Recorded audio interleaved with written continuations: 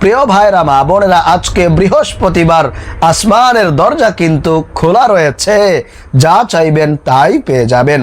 আজকে বৃহস্পতিবার দিন অথবা রাত যখনই আপনি সুযোগ পাবেন, তখনই যদি আল্লাহর নবীর শেখানো একটি ছোট্ট প্রিয় গুনামাফের দোয়া যদি আপনি শুধুমাত্র মন থেকে 5 বার পাঠ করতে পারেন, আল্লাহর নবী ওয়াদা করে বলেছেন, আপনার জীবন যৌবনের যত বড় কঠিন গুনাহ থাকুক না কেন, আল্লাহর নবী ওয়াদা করে বলেছেন, আল্লাহ পাক রব্বুল আলামিন আপনার সমস্ত গুনাহগুলোকে ক্ষমা করে দিবেন।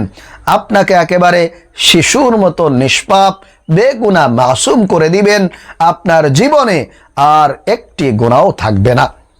প্রিয় ভাইরা মা বোনেরা, আপনার এই চোখ দিয়ে যত প্রকার টিভি সিনেমা দেখেছেন, অশ্লীল জিনিসপত্রের দিকে তাকিয়েছেন, আপনার এই কান দিয়ে যত গান বাজনা শুনেছেন, এই জবান দিয়ে যত প্রকার মিথ্যা কথাবার্তা বলেছেন, আপনার এই অন্তর দিয়ে যত প্রকার আজে বাজে জিনিসপত্রের কথা চিন্তা করেছেন, কল্পনা করেছেন, আল্লাহ পাক রব্বুল আলামিন আপনার প্রত্যেকটা অঙ্গ প্রত্যঙ্গের মাধ্যমে যত গুনাহ হয়েছে, আল্লাহ তাআলা সমস্ত গুনাহগুলোকে ক্ষমা করে দিবেন।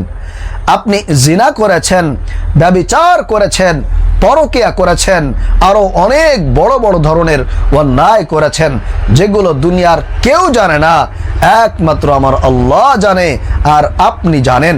তাই আজকে যদি আপনি সেই গুনাহের জন্য আল্লাহর কাছে অনুতপ্ত হতে পারেন, লজ্জিত হতে পারেন এবং এই দোয়াটি পাঠ করে আল্লাহর কাছে ক্ষমা চাইতে পারেন, অবশ্যই আমার আল্লাহ দয়াবান, ক্ষমাশীল, মেহেরবান, অবশ্যই আপনার সমস্ত গুনাহগুলোকে ক্ষমা করে দিবেন।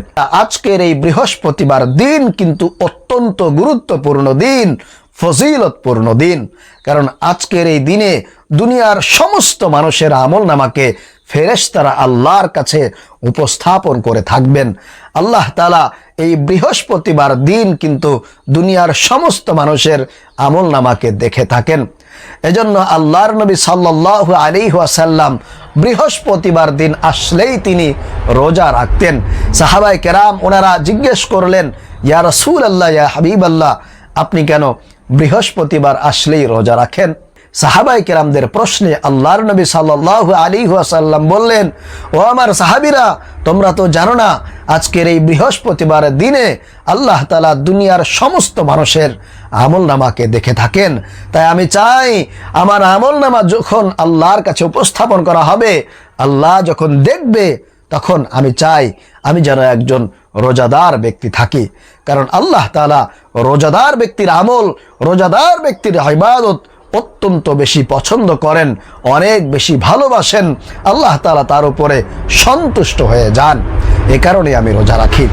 এজন্য প্রিয় ভাইরা মা বোনেরা, তাই আপনি যদি রোজা না রাখতে পারেন, কমপক্ষে আজকের এই দিনে আপনি যদি এই গুনাহ মাফের দোয়াগুলো পাঠ করেন, তাহলে অবশ্যই আপনার সমস্ত গুনাহগুলো মাফ হয়ে যাবে। আল্লাহ তাআলা আপনার উপরে অনেক বেশি খুশি এবং সন্তুষ্ট হয়ে যাবেন।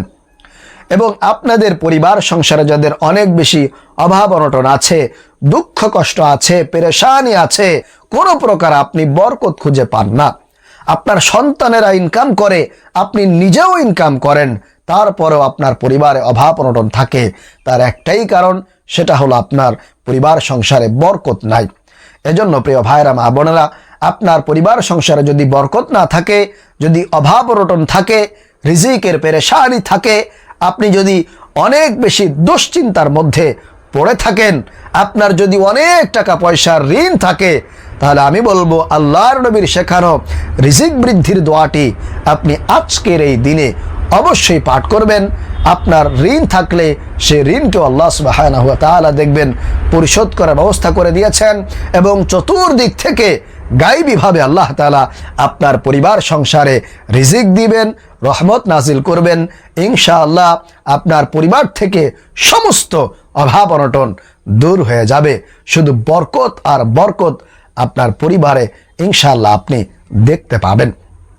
প্রিয় ভাইরা মা বোনেরা, চলুন তাহলে আর কাল বিলম্ব না করে আমরা সেই আমলগুলো সম্পর্কে জেনে নেই এবং দোয়াগুলো শিখে নেই। সর্বপ্রথম আপনি ওযু করে পবিত্রতা অর্জন করে নেবেন। ওযু ছাড়াও আপনি আমলটি করতে পারবেন, তবে অজু করে নিলে ভালো হবে। আপনারা চেষ্টা করবেন অজুটা করে নেওয়ার জন্য।